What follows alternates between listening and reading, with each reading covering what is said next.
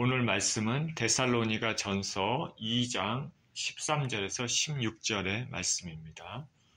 데살로니가 전서 2장 13절에서 16절 같이 한 목소리를 읽습니다. 시작. 이러므로 우리가 하나님께 끊임없이 감사함은 너희가 우리에게 들은 바 하나님의 말씀을 받을 때 사람의 말로 받지 아니하고 하나님의 말씀으로 받음이니 진실로 그러하도다. 이 말씀이 또한 너희 믿는 자 가운데에서 역사하느니라.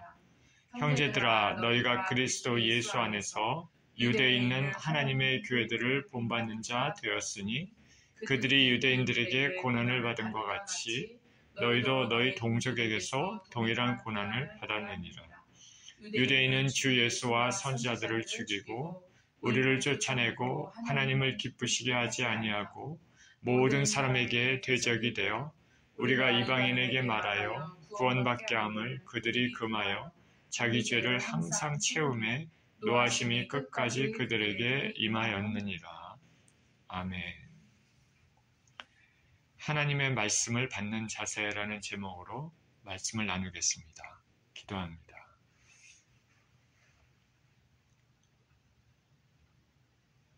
생명의 주님, 감사합니다. 귀하고 복된 주일 예배 자리로 부르신 것에 감사를 드립니다. 말씀을 아버지 대하는 시간을 갖습니다. 말씀 가운데 우리의 심령이 기경이 되게 하여 주시고 말씀을 통해서 우리의 영이 살찌고 하나님과 깊은 교제를 나누는 그런 귀한 시간 되게 하여 주시옵소서. 감사드리며 우리 주 예수 그리스도 이름으로 기도합니다. 아멘.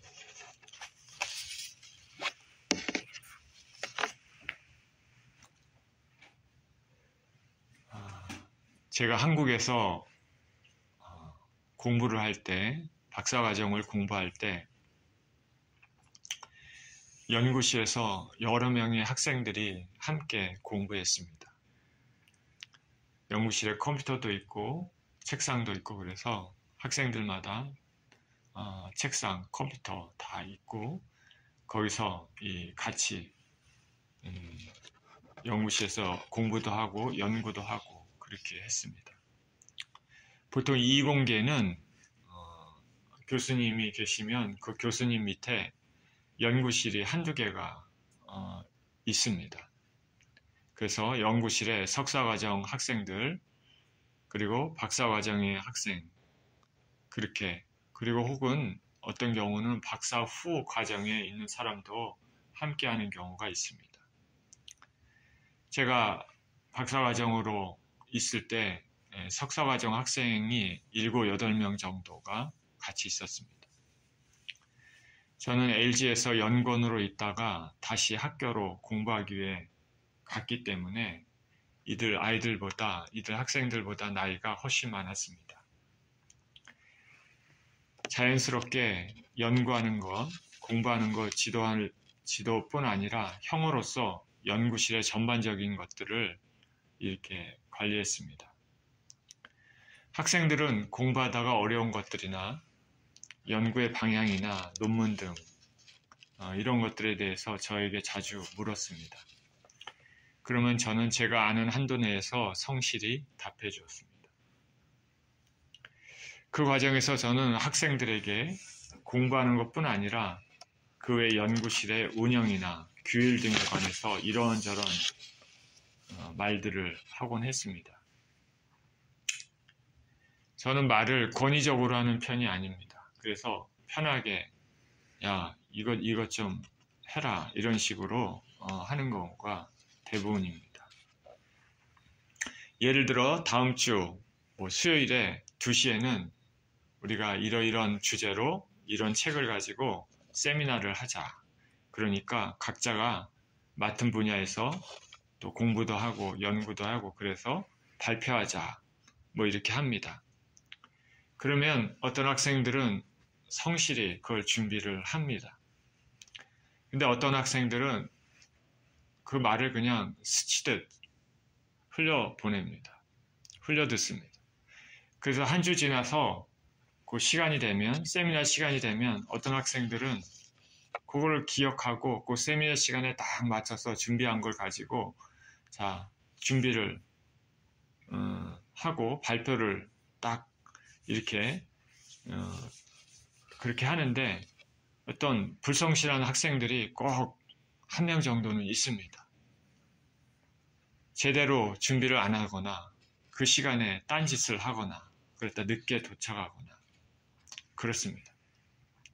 그런 학생들이 꼭 어디 가서나 꼭 있습니다. 제가 나를 싫어하나?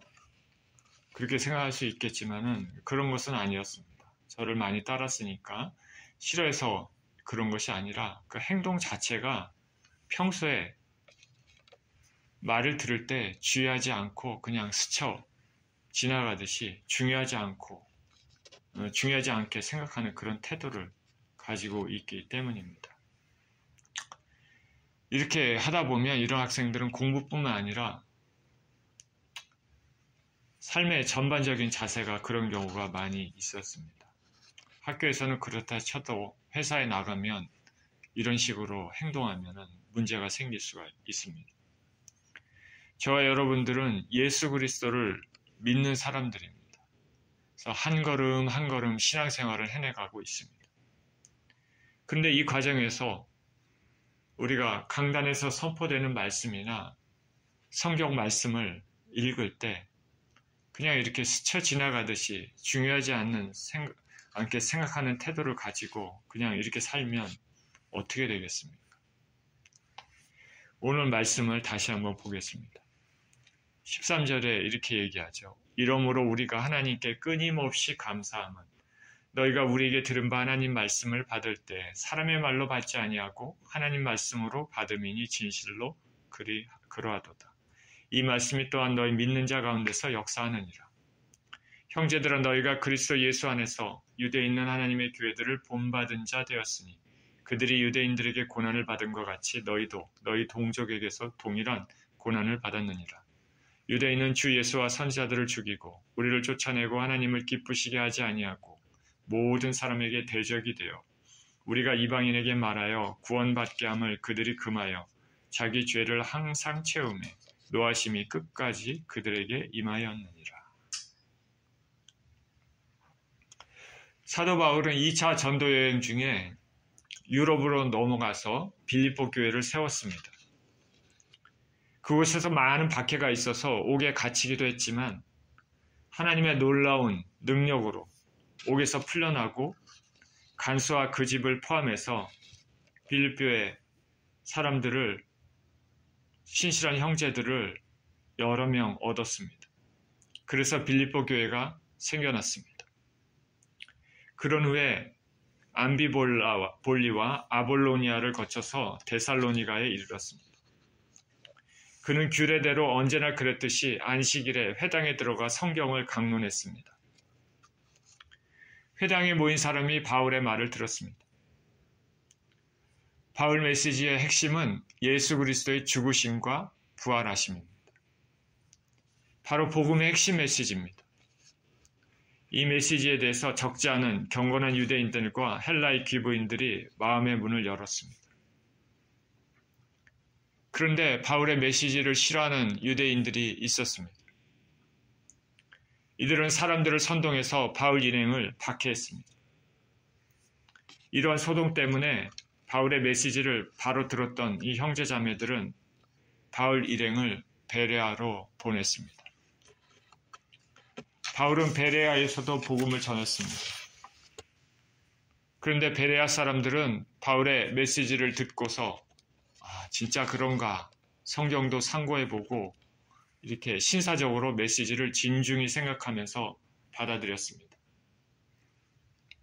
데살로니가에 있는 몇몇 유대인들이 무조건 바울의 메시지를 반대했던 것과는 대조적이었습니다. 그 후 바울은 베레아를 떠나서 아테네에 도착했습니다.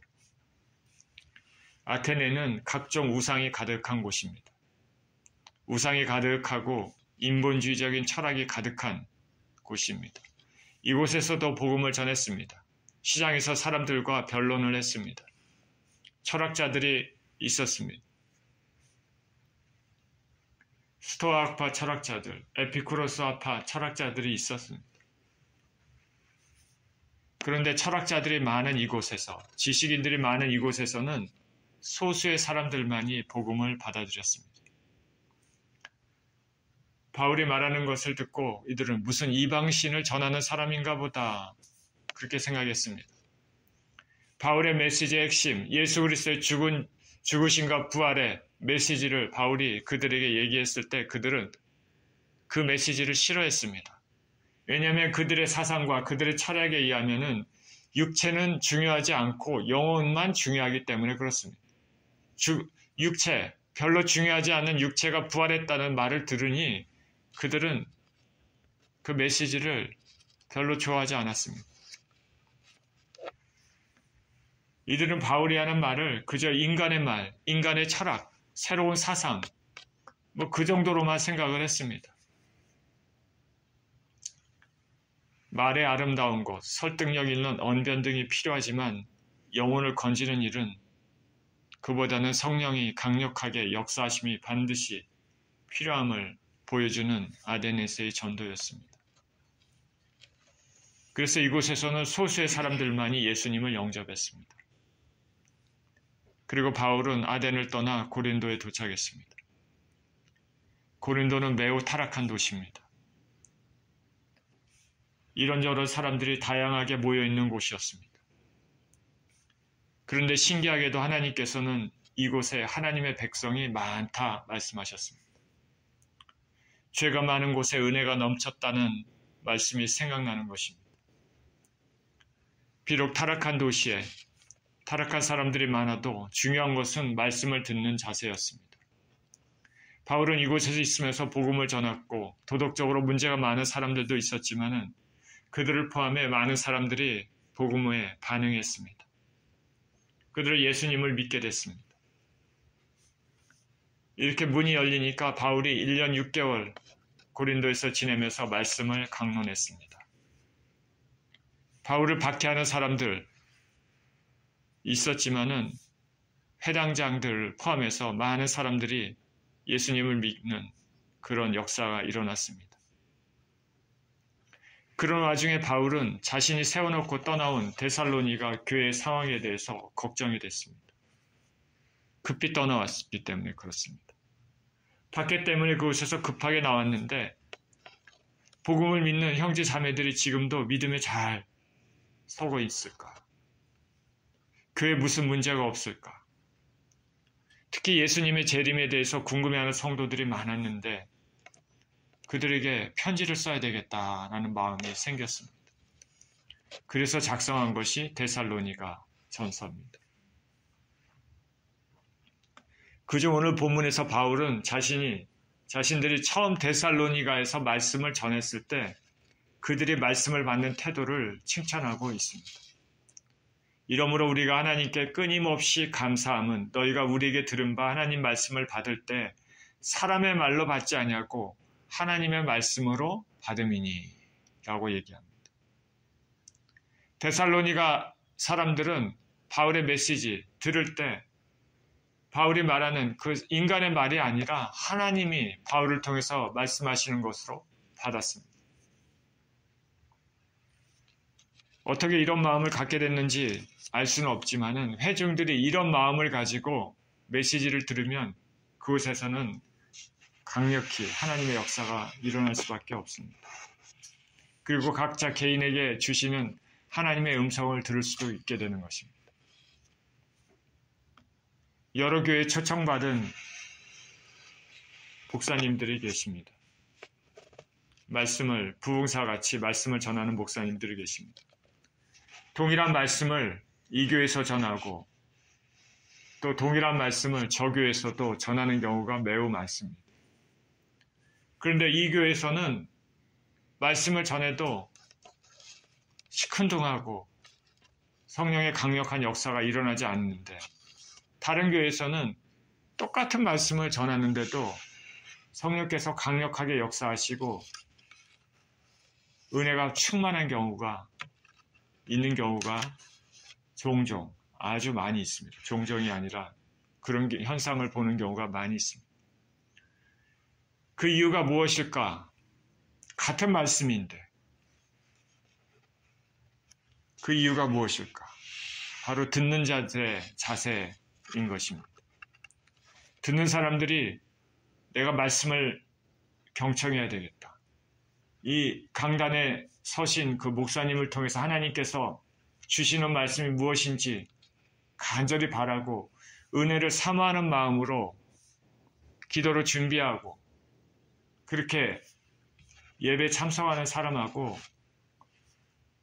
그냥 그 예배를 일반적인 보통 그냥 흔히 하는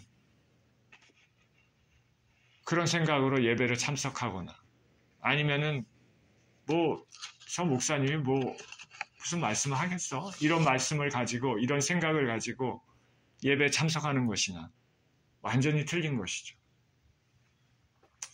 하나님께서는 마음을 통해서 그 사람을 비추시고 마음을 통해서 그 사람에게 은혜를 주십니다. 우리가 예배 자리에 있을 때도 몸이 예배 자리에 있는 것이 아니라 우리의 마음이 하나님과 교통하고 하나님께 집중해야 되는 것입니다. 예배 진행될 때 강단에서 선포되는 말씀이 있을 때 그 말씀에 집중하는 것과 그 말씀하고는 상관없이 다른 생각을 가지고 있으면 운행하시는 성령님께서 그 사람의 심령을 보시고 지나칠 수 있다는 것입니다.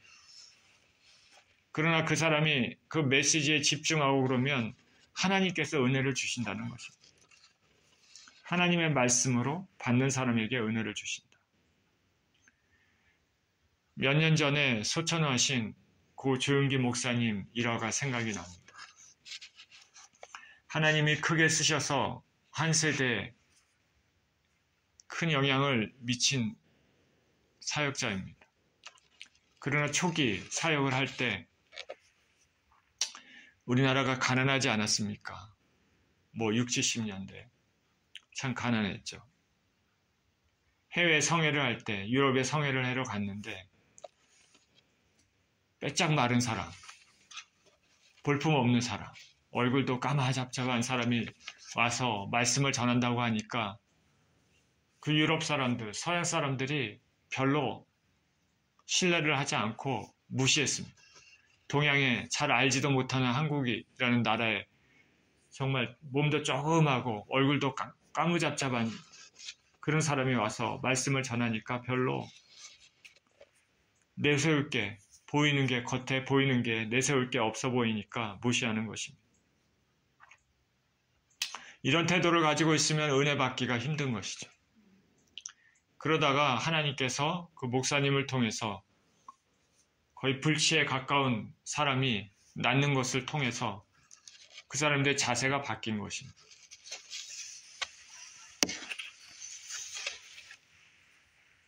하나님께서 병을 통해서 역사하시니까, 병의 치료를 통해서 역사하시니까 유럽 사람들이 이전하고는 다르게 말씀을 듣는 자세가 바뀌었습니다. 아무리 고상한 사람도 병 앞에서는 누구나가 다 겸손해질 수밖에 없는 것이죠. 하나님 앞에 말씀을 듣는 태도는 매우 중요합니다. 성경을 읽을 때 어떤 마음으로 읽는가도 동일한 선상에서 매우 중요합니다.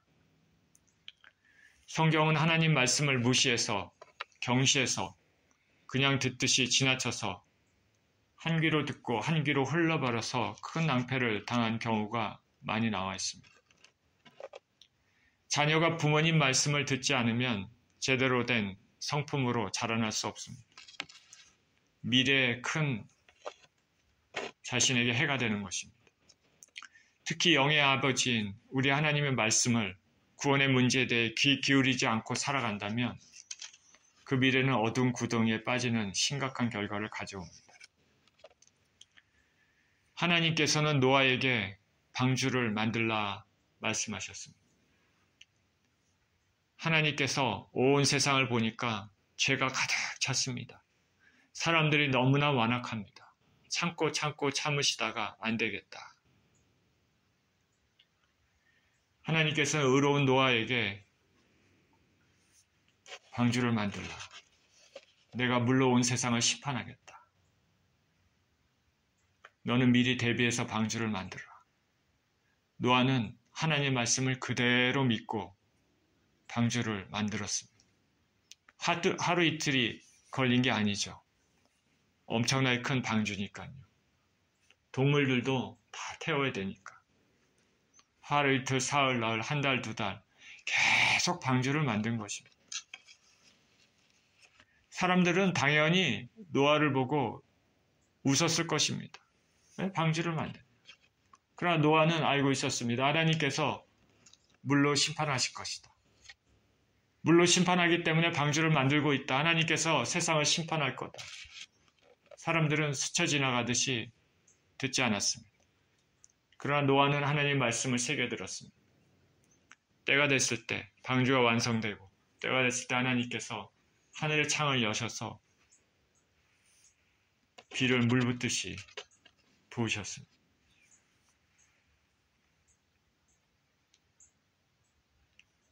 그렇게 해서 세상은 멸망했습니다. 하나님 말씀을 듣지 않는 사람들은 다 멸망하고 오직 의로운 노아와 그의 가족들만이 방주에서 살아남을 수 있었습니다. 왜냐하면 노아는 하나님의 말씀을 새겨들었기 때문입니다. 창세기 7장 5절에 노아가 여호와께서 자기에게 명하신 대로 다 준행하였더라 말합니다. 소돔과 고모라가 멸망당할 때도 마찬가지입니다. 하나님께서는 아브라함을 사랑하셨습니다. 그래서 아브라함이 사랑하는 롯도 건져야 되겠다 살리려 하셨습니다. 천사들을 보내 불을 내려서 천사들을 보내 미리 경고하고 불을 내려 멸망시키시겠다고 경고하셨습니다. 이 말을 들은 롯은 그의 사위들에게 성이 멸망할 거다. 그러니 우리가 피하자 얘기했습니다. 근데 그의 사위들의 반응은 그 말을 농담으로 여겼더라 였습니다. 창세기 19장 14절에 롯이 나가서 그 딸들과 정원한 사위들에게 고하여 이르되 여호와께서 이 성을 멸하실 터이니 너희는 일어나 이곳에서 떠나라 하되 그 사위들이 농담으로 여겼더라. 그 결과 롯의 가족들만 살았습니다. 그러나 사위들은 불로 인해서 소돔 고모라 사람들과 함께 멸망했습니다. 말씀을 가볍게 여겼기 때문입니다. 농담으로 여겼습니다. 롯의 아내도 마찬가지입니다. 불의 심판은 면했지만 천사가 말했습니다. 뒤로 돌아보지 말아라. 분명히 말했는데 롯의 아내는 소돔과 고모라가 멸망할 때 뒤로 돌아봤습니다. 왜 돌아봤을까? 성경은 말하고 있지 않지만 아마도 뒤에 남겨놓은 자기의 재산을 돌아보고 있지 않았을까 이런 생각도 듭니다. 아니면 호기심으로 멸망하는 것을 돌아봤을지도 모르겠습니다. 그러나 천사를 통해서 분명히 경고했습니다. 뒤로 돌아보지 말고 앞으로 뛰어라. 뒤로 돌아보다가 소금 기둥이 됐습니다. 하나님의 심판의 메시지를 우리는 심각하게 받아들여야 됩니다. 이스라엘 백성들이 하나님의 은혜로 가나안 땅에 정착했습니다. 가장 중요한 계명으로 하나님께서는 나 외에는 다른 신을 내게 잊지 말지니라 말씀하셨습니다. 이스라엘 백성들은 언약 백성으로 하나님만을 섬기는 것이 가장 중요했습니다. 오늘날도 우상 숭배는 가장 큰 죄입니다. 창조주가 계시고 우리는 피조물인데 당연히 피조물이 창조주 하나님 앞에 경배하고 하나님만을 섬기는 것이 우리 삶의 가장 기본이 되는 것입니다. 가장 기본.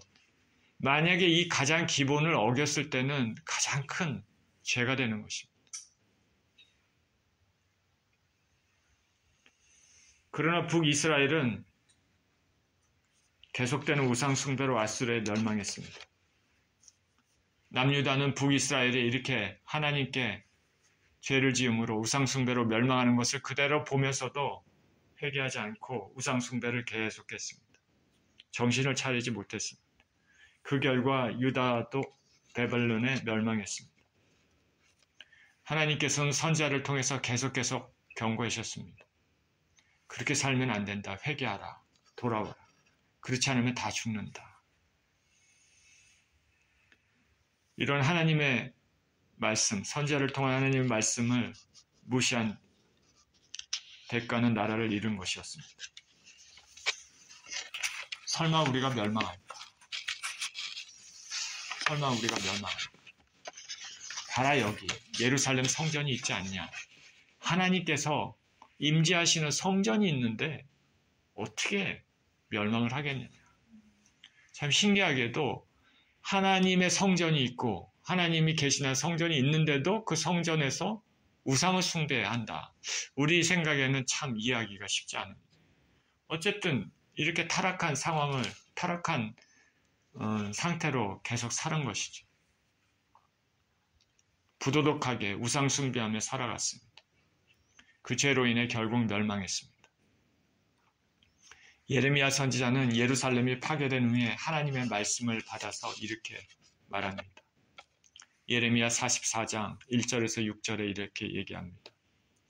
애굽 땅에 사는 모든 유다 사람 곧 믹돌과 다바네스와 놉과 바드로스 지방에 사는 자에 대하여 말씀이 예레미야에게 임하니라 이르시되 만군의 여호와 이스라엘 하나님께서 이와 같이 말씀하시니라. 너희가 예루살렘과 유다 모든 성읍에 내린 나의 모든 재난을 보았느니라. 보라, 오늘 그것이 황무지가 되었고 사는 사람이 없나니 이는 그들이 자기나 너희나 너희 조상들이 알지 못하는 다른 신들에게 나아가 분향하며 섬겨서 나의 노여움을 일으킨 악행으로 말미암음이라. 내가 나의 모든 종 선지자들을 너에게 보내되 끊임없이 보내어 이르기를 너희는 내가 미워하는 이 가증한 일을 행하지 말라 하였으나 그들이 듣지 아니하며 귀를 기울이지 아니하고 다른 신들에게 여전히 분향하여 그들의 악에서 돌이키지 아니하였으므로 나의 분과 나의 노여움을 쏟아서 유다 성읍들과 예루살렘 거리에 불살랐더니 그것들이 오늘날 같이 폐허와 황무지가 되었느니라. 자, 우리는 하나님의 말씀을 소중히 여겨야 됩니다. 예수님을 위해 바울은 죄인의 모습으로 예루살렘에서 체포돼서 로마로 압송되게 되었습니다. 로마까지 가려면 배를 타고 가야 하는 먼 길입니다. 때는 겨울입니다. 겨울에는 항해가 위태한 지경입니다. 바울은 죄수의 신분이 있지만 하나님의 사람입니다. 바울은 앞길의 위태함을 알고 이번 항해는 위험하니까 겨울을 지난 후에 항해해야 한다 말했습니다. 그러나 바울을 호송하는 로마의 백부장은 항해를 계속해야 된다. 빨리 계속 멈추지 말고 계속해야 된다는 선주의 말을 들었습니다. 로마 백부장은 빨리 호송 임무를 마치고 싶은 생각이 있었겠죠. 선주는 이 위험한 겨울에 그 죄인을 호송하는 것과 그 안에 여러 가지 물자들이 있을 거 아닙니까? 그것들을 빨리 운송함으로써 더 많은 마진, 돈을 얻을 수 있는 것이죠. 그래서 항해를 계속하자. 바울은 안 된다. 위험하다. 항해를 하면은 이 배에 굉장히 큰 타격이 있을 것이다. 그러나 백부장은 선주의 말을 들었습니다. 바울이 하는 말씀은 하나님의 말씀과 같은 권위가 있는 것입니다. 바울을 모르는 백부장과 선주는 바울의 말을 무시했습니다. 그 결과 지중해 바다에서 풍랑을 만나서 죽을 고생을 합니다. 결국 배는 다 파손되고 간신히 목숨만 건지는 신세가 됐습니다. 그 간신히 목숨을 건진 것도 바울이 하나님의 사람이 그곳에 있었기 때문에 그렇습니다. 우리는 하나님 말씀을 소중히 들어야 됩니다. 중히 생각해야 됩니다. 하나님 말씀을 심각하게 생각하고 마음으로 받아서 행동하는 삶을 보여줘야 될 것입니다. 그래야지 우리가 삽니다. 성경은 하나님께서 독생자인 예수님을 주셔서 그의 피로 우리에게 죄사함의 은혜를 주셨다고 말합니다.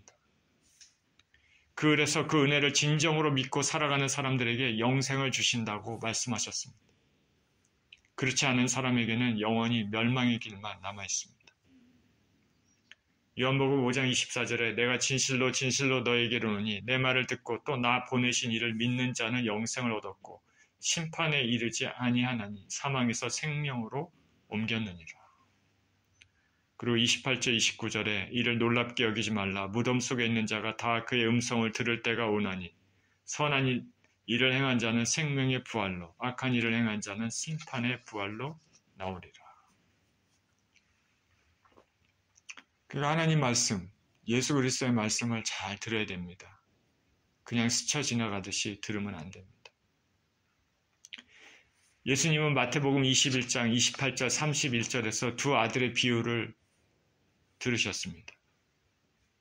그러나 너희 생각에는 어떠하냐? 어떤 사람에게 두 아들이 있는데 맏아들에게 가서 이르되 얘 오늘 포도원에 가서 일하라 하니 대답하되 아버지 가겠나이다 하더니 가지 아니하고 둘째 아들에게 가서 또 그같이 말하니 대답하여 이르되 싫습니다.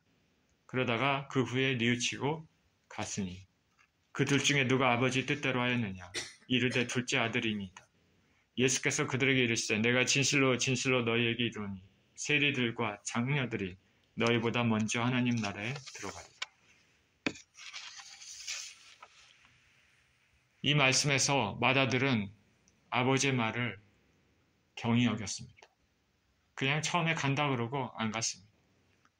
근데 둘째 아들은 처음에는 싫다고 했다가 그 말씀을 생각하고 나중에 뉘우치고 순종했습니다. 아버지 말씀을 중히 여긴 것입니다. 예수님께서 구원의 문제와 연결해서 이 말씀을 하셨기 때문에 우리가 말씀을 받을 때 중한 마음으로 받고 실천하는 것이 얼마나 중요한지 깨닫게 해줍니다.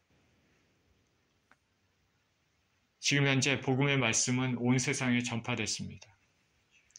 아직 지구 구석구석까지는 아니지만은 적어도 미국과 한국에 사는 사람들은 복음을 들어보지 못한 사람은 거의 없을 것입니다. 자주 들어서 어떤 사람에게는 식상하게 들릴 수도 있습니다. 그러나 이 복음의 말씀은 우리가 죽느냐 사느냐의 문제와 연결되어 있습니다.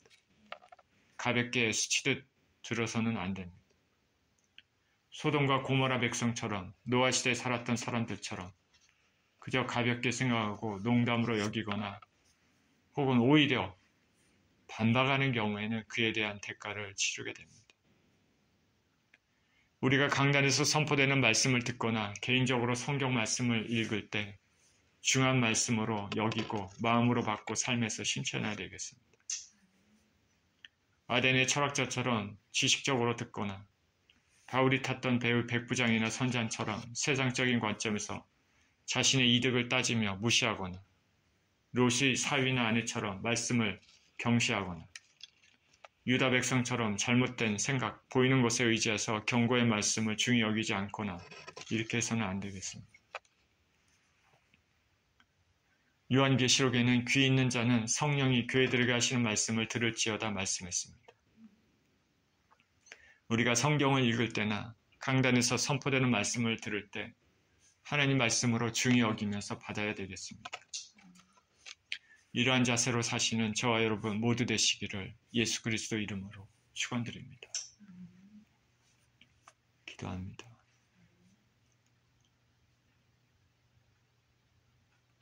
하나님 아버지 감사합니다. 데살로니가 교인들은 말씀을 들을 때 인간의 말이 아니라 하나님의 말씀으로 받아들였다고 했습니다. 하나님 아버지, 우리들도 강단에서 선포되는 말씀, 성경 말씀을 읽을 때 그것을 귀히 여기고 중히 여기고 마음으로 받아들여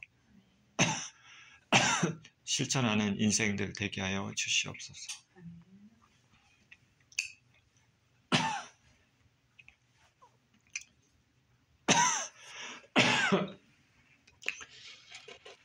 감사드리며 예수님 이름으로 기도합니다.